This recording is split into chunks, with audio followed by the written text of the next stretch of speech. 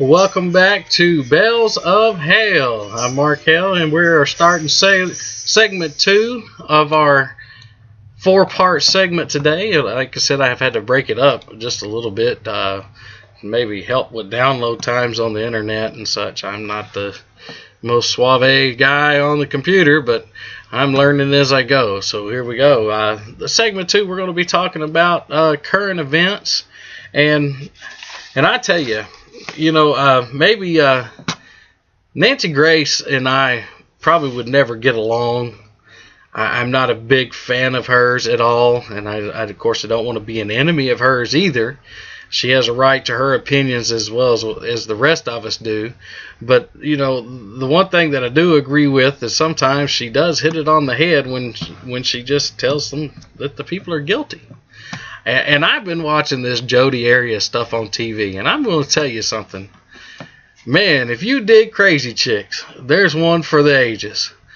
And I'm going to tell you, I've never seen anybody on trial for a crime that she committed and admits to committing. I mean, I understand it's probably a death penalty trial and all that, and I'm not sure of the ins and outs or the specifics, and I probably should do some more research and be up to date on everything, but it's on TV, and I think they're trying to prove that she was crazy.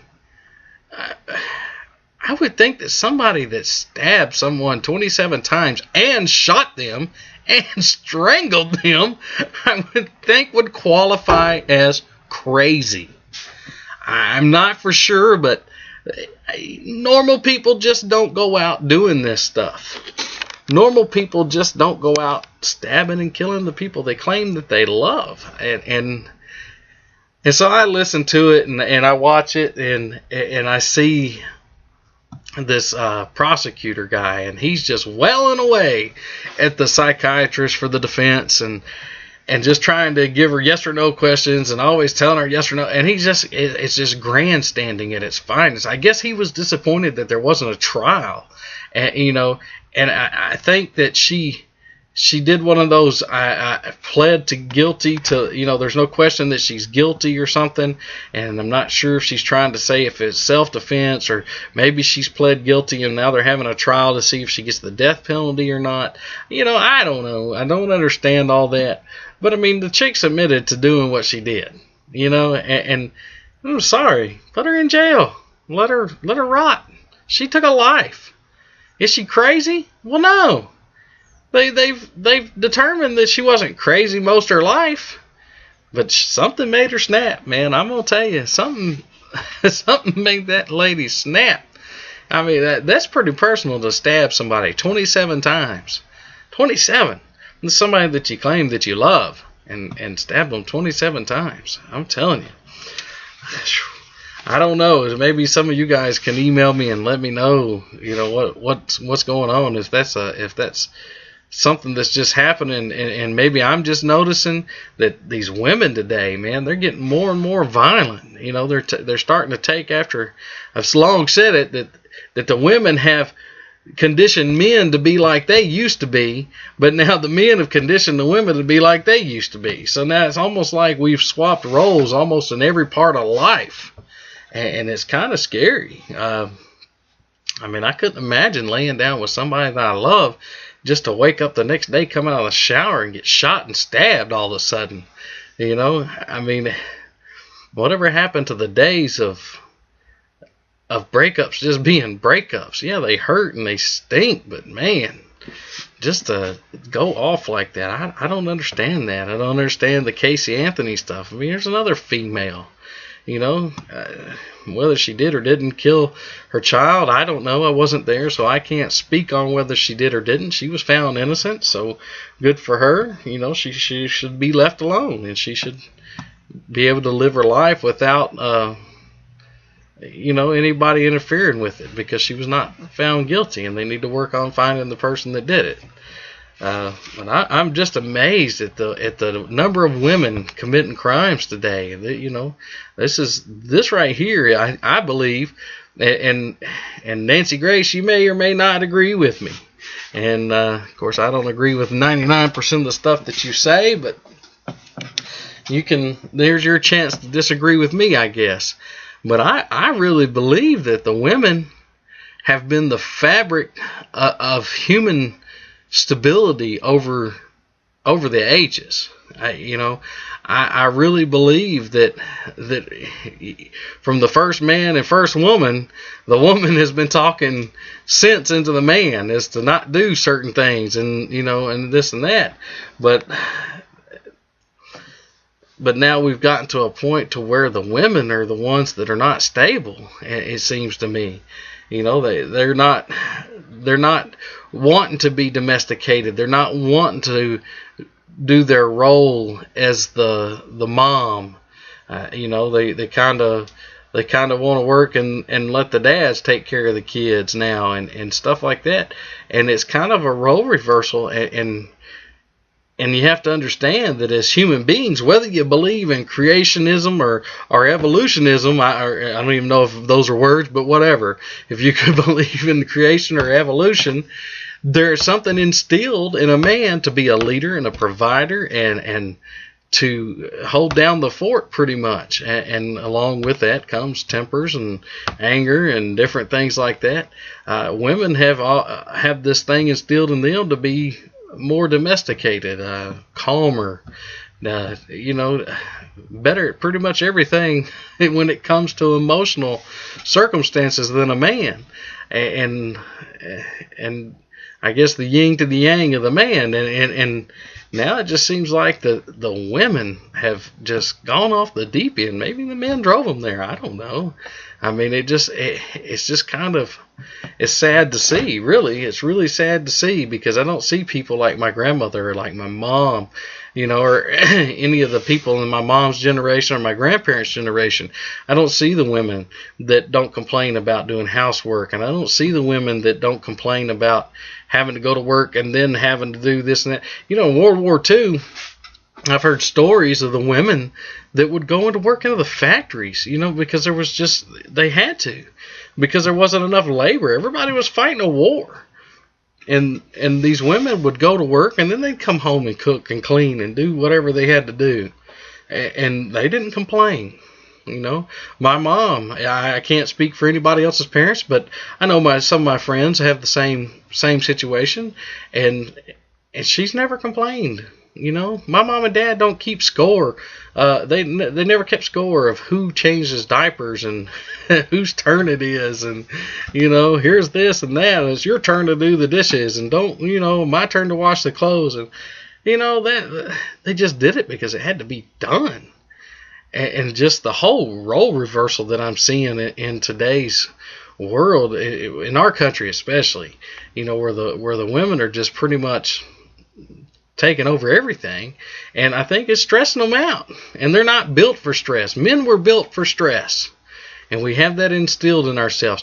We're able to withstand a whole lot more because we have a what I call a don't give a crap button. And when a guy hits the don't give a crap button, and women, you can probably you can agree with me, we just don't give a crap, and it takes away stress. We just forget it. Whatever. It's not a big deal. It's not an issue. Let it go. And women don't have that. They some do. I won't say that all women don't, but women in a whole, I believe, are built with a caring button inside them. I believe that they're built with a caring and a responsibility trait that we men do not have. And whether, like I said, whether you believe in it came from creation or if it came through evolution, whatever it is, it's there, and everybody knows it. We can't very well put our finger on it or what it is, and I don't want to get into it's a woman's role to do this and it's a man's role to, but just like having babies, there are some things that women can and can't do, and there's some things that men can and can't do. And so, there are just absolutes in this world, and I just believe that that's one of them. Another interesting thing that I saw, I don't have no idea what that had to do with the Jodi Arias trial, but I wrote it down, so we talked about it, and we got off on something else. That's kind of what this show's all about. It's just kind of random thoughts. Call me crazy, call me whatever, but I mean, I like it if you like the show, but if you don't, I'm really just doing this for me and my peace of mind. So maybe one day you'll be on here with me and we can talk about it and you can tell me how bad I've done or whatever, and I'll tell you how beautiful the day is here on the lake in my house. I saw a thing on Facebook today, and I thought it was kind of ironic. And this kind of goes along with everything else and kind of how twisted our country has become and the way that we think. It had a picture of the morning after pill, and it had a picture of a 7-Eleven Big Gulp on there. And it said it's okay for kids to have this underneath the morning after pill, but it's not okay for adults to have this underneath the Big Gulp thing. And I thought that was very funny. I know it was a jab at New York and everything they're doing up there about you can't serve over a certain amount. Well, I tell you what, our country is just lost, when it comes to that. And like I said, I think we live in the greatest country in the world, and I love the United States of America. I love the state of Tennessee. This is a fabulous place to live. I can't believe we used the word fabulous, but it's an awesome place to live, okay? It's an awesome place to live. You go anywhere else in this world, people are dying to come to America. So that ought to tell you, if you think America's bad, that ought to tell you how bad the rest of the world is when there's people dying to get here. And I don't mean that as in wanting to come here real bad. I mean they are literally, their bodies are ceasing to exist and live and breathe as they come across oceans, barbed wire, rivers, whatever they have to do to get here. So this is a great and wonderful country that has so many opportunities for so many different people, races, colors, creeds. And I'm not going to get in on the immigration topic today because you can say that this country was founded on immigrants and all this and that. And yes, it was. Every country in the world was founded on immigrants. Okay. I mean, whether you believe, I keep harping on this, but I'm going to say if you believe in God or evolution is all I'm going to say. Everything originated in the Middle East, whichever way you want to go. And I believe that's scientific fact as well as biblical fact. So every other country in the world then was created and founded by immigrants. But once it's established, there has to be a right way and a wrong way that people come to the country. Me, as a white male, when I was born, I was fingerprinted, footprinted, and given a social security number. And that tagged me for life. Immigrants that come into this country illegally don't get that. And you don't know anything about them. You don't know what they're doing. They're getting tax-free money. They're not paying taxes. So we're not going to get on to get into that. But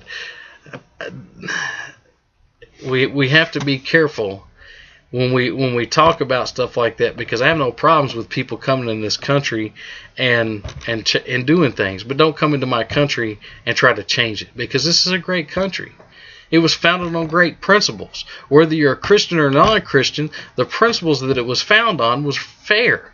It covered everything, and it made it great. So don't come in here trying to change the country and change the laws so you can come to the country. And I said it before and I'll say it again, if you don't like living here, leave it. I'm sure there's some other country somewhere else that'll take you if you like that lifestyle of living. But we have to make sure that our way of thinking is different from here on out. If we don't do that, then I don't even know how I got off on there and I lost my original point, but that's okay too, because I think a lot of things, I think everything that comes out, it comes out for a reason, and the topics get talked about for a reason. I'm not real sure how Big Gulp and the morning after pill got on to immigration, but that's just kind of the way it goes when you're just shooting from the hip. And we just kind of talk about a little bit of everything. At segment 3 coming up here, next we're going to be talking about gay marriages. And I know that gay marriages is a hot button issue, but I want to get rolling on it and go ahead and get it out of the way because it's hard for me. Even knowing that I'm a nervous guy anyway, and being on here I'm nervous, even though there's nobody here but me. Excuse me. I'm just a nervous guy. I don't know if that came from my time in prison. I don't know what it is, but I just know that gay marriages is a hot button issue for me as well. It's a very personal issue, not because I'm gay and not because I know any gay people, because I don't think I know any right now. Maybe one. No, I do know one, but I lived it and experienced it in my time in prison, and I know that sounds bad, but what I mean when I say experienced it is I experienced the interaction with them and watched them interact with each other, and learned a lot about it, a lot more than I knew, because I'm gonna tell you, I was as down on well, I called them queers as anybody else would be back in slave days on a slave, and just thought they were worthless and everything. And my mind and opinion was changed about them, but I'll get into more about that in my next section, which is going to be gay marriage. But this has been segment 2 on Wednesday, April the 10th. And so I hope you tune in to segment 3 today. You can find it on YouTube. I'm Mark Hale, and this is Bells of Hale.